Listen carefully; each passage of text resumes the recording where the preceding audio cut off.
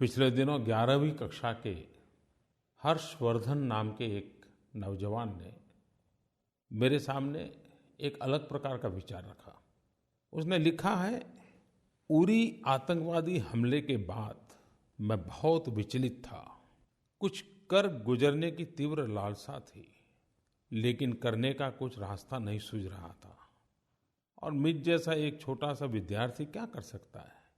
तो मेरे मन में आया कि मैं भी देश हित के लिए काम कैसे आऊं।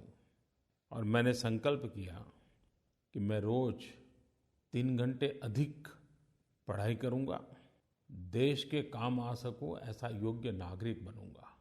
भाई हर्षवर्धन, आक्रोश के इस माहौल में इतनी छोटी उम्र में आप स्वस्थता से सोच सकते हो, यही मेरे लिए खुशी की बात है।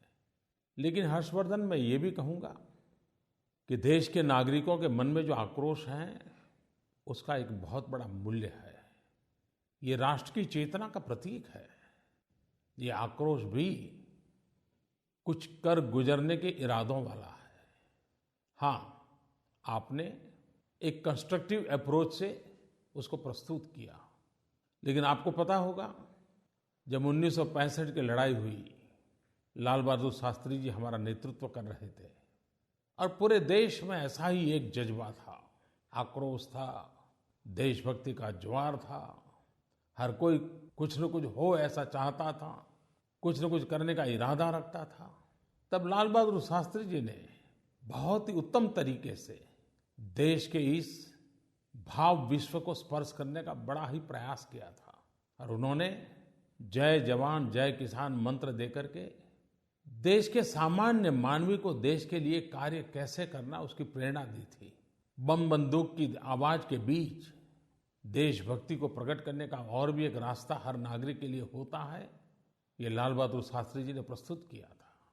महात्मा गांधी भी जब आजादी का आंदोलन चलाते थे, आंदोलन जब तीव्रता पर होता था और आंदोलन में एक पड़ाव की जरूरत होती थी, तो वे आंदोलन की उस तीव्रता को समाज के अंदर रचनात्मक कामों की ओर प्रेरित करने के लिए बड़े सफल प्रयोग करते थे।